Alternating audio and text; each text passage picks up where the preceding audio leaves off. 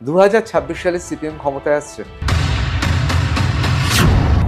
CPM কি কখনো এই প্রচারটা করবে যে পশ্চিমবাংলার প্রথম মুসলমান মুখ্যমন্ত্রী হবে মোহাম্মদ সেলিম? তাহলে আমি এটাই বলছি যে যে মুসলিম মৌলবাদী ধর্ষণটা করেছে তার মাথায় গুলি করে মারো তাকে।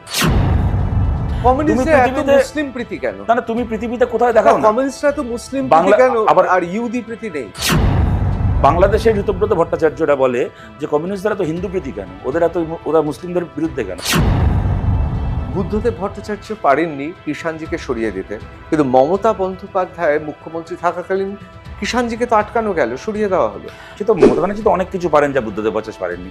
বুদ্ধদেব ভট্টাচার্য পেরেছিলেন নাকি নিজের ক্যাবিনেটের কোনো মন্ত্রী বান্ধবীর খাটের তলায় 55 কোটি টাকা জমাতে? তো বুদ্ধদেব ভট্টাচার্যের অনেক ব্যর্থতা আছে। তুমি বুদ্ধদেব ভট্টাচার্যের কটা ব্যর্থতা নিয়ে আলোচনা করবে? 24 বছর একটা রাজ্যের মন্ত্রী থাকলেন, 10 বছর মুখ্যমন্ত্রী থাকলেন, পুরো 450 স্কোয়ার ফিটের ফ্ল্যাটে মারা গেলেন। কিন্তু মমতা বন্দ্যোপাধ্যায় তো কালীঘাটের বস্তিতে থাকে না কেন? তাই গেছো ওনার বাড়িতে নাকি? হ্যাঁ, আমি একবার সুযোগ হয়েছে। কিরাম মনে হলো বস্তির বাড়ি?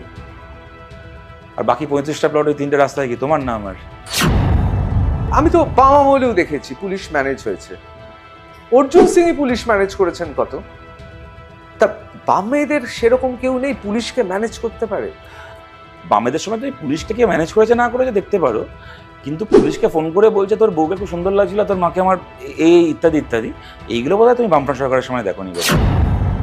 কোথাও বাঙালি মুসলমান অনেক বেশি এটা বোঝেন যে তার পক্ষে ক্ষতিকারক কি। বাঙালি হিন্দু খুব বাঙালি হিন্দু সেটা বোঝে না, কারণ বাঙালি হিন্দু স্বার্থপর এবং আত্মঘাতী।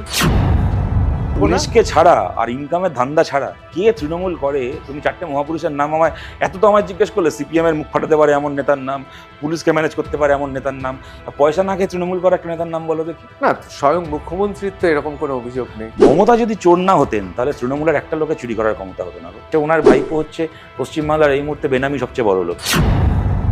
আপনি বলছেন যে তৃণমূল সরকারের আমলেই এই নিয়োগ দুর্নীতি বা যা দুর্নীতি হোক না কেন সবই তৃণমূল সরকারের আমলে? আপনি মুখ্যমন্ত্রী দাঁড়িয়ে এটা বলছেন যে অযোগ্যদেরকে বলছেন তোমাদের ব্যাপারটা আমি দেখছি, তোমাদের নিয়োগের ব্যবস্থা করব। একটাবার এই প্রশ্নটা কেন করছেন না যে তোমরা কাকে টাকাটা দিয়েছো আমার নামটা বলো, আমি তার ব্যবস্থা করব?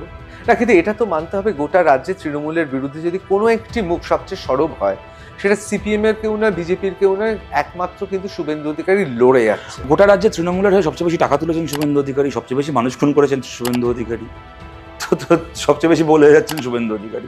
সব ব্যাপারেই তো উনি আমাদের থেকে এগিয়ে। ওনার মতো পয়সাই বা কে খেয়েছে, ওনার মতো চাকরি বা কে বেঁচেছে? নারদায় বলো তো, এত মোটা বান্ডিল একখানা ঢোকাচ্ছে হাতে। হ্যাঁ, তো শুধু সব দিক থেকেই তো এগিয়ে। অমিত শাহ নরেন্দ্র মোদীর সঙ্গে তৃণমূলের সম্পর্ক কি, রাজনৈতিক দৃষ্টিকোণ থেকে কি মনে হয়? অমিত শাহ